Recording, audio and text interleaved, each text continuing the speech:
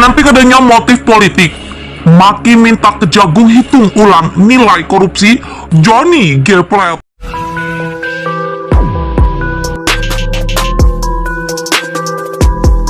Jadi memang prinsipnya di mana-mana sama, orang tidak boleh menerima hasil kejahatan. Kalau ada hasil kejahatan, dapat disita oleh negara, dalam hal ini penegak hukum.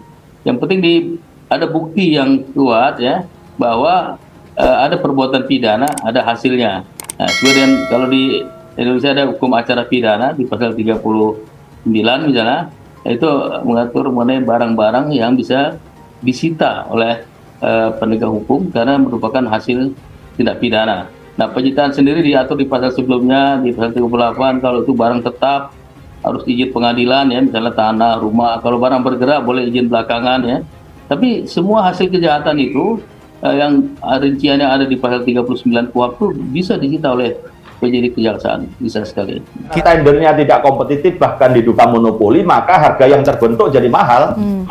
Kalau kita harga kompetitif itu kan karena terbuka dan banyak yang ikut dan harga biasanya murah-murahan. Lah karena ini tidak terjadi kompetisi, maka si calon pemenang ini berani menawar di angka 99,999% gitu, kira-kira gitu. Dan juga harga yang dibentuk dari awal owner estimate, harga perkiraan sendiri tadi karena diduga ngarang juga harganya udah tinggi. Sudah harga yang awal itu dibentuk tinggi, penawarannya juga tinggi. Nah, udahlah, negara jadi ruginya bukan main gitu. Nah, terus juga pekerjaannya tidak selesai dikerjakan. Anggap aja 40% sampai 50%, tapi dibayar 100%. Terus juga kemudian ini terlambat. Ini konsekuensinya dari terlambat itu putus kontrak. Negara bisa dan harus itu mencairkan jaminan pelaksanaan, angkanya 5-10%, ada yang 20%. Terus kemudian ditender ulang dengan harga yang kompetitif dan pekerjaan yang lebih bagus mestinya, yang semula ini di blacklist. Kita perlu sikap tegas terhadap korupsi itu.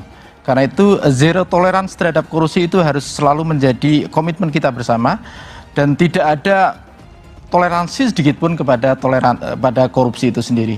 Ya, saya kira kepemimpinan kita yang tidak merefleksikan apa yang saya sebut sebagai servant leadership. Servant leadership. Ya, kepemimpinan yang spiritnya melayani untuk orang lain, tapi kepemimpinan kita yang tumbuh adalah kepemimpinan yang feodalistik, yang patrimonialistik, yang selalu berorientasi pada ketamakan diri sendiri dan partai dan orang lain, kroninya. Dan karena itu ke depan, Indonesia hari ini dan ke depan membutuhkan satu kepemimpinan yang melayani kepada mereka yang lemah, yang miskin, yang jumlahnya 26 juta lebih, dan masyarakat kita yang tak berdaya cukup besar. Karena itu kita harus menuntut pemimpin untuk selalu setia melayani kepada rakyat kecil itu sendiri.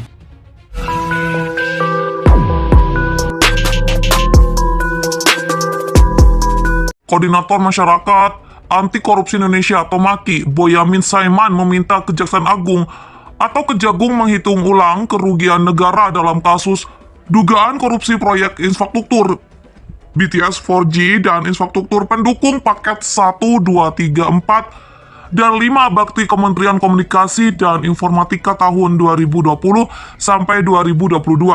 Sebab nilai 8,3 triliun rupiah dari proyek 10 triliun rupiah sekilas nampak bombastis.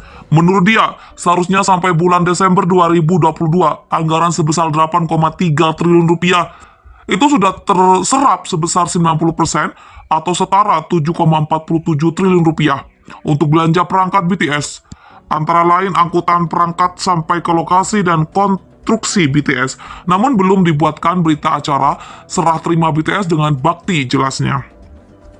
Boyamin menambahkan BPKP hanya menghitung dari jumlah menara sebanyak 1.200 dari 4.800 yang seharusnya terbangun. Tetapi BPKP belum menghitung nilai perangkat BTS yang sudah dibelanjakan oleh subkontraktor yang tersebar di seluruh wilayah.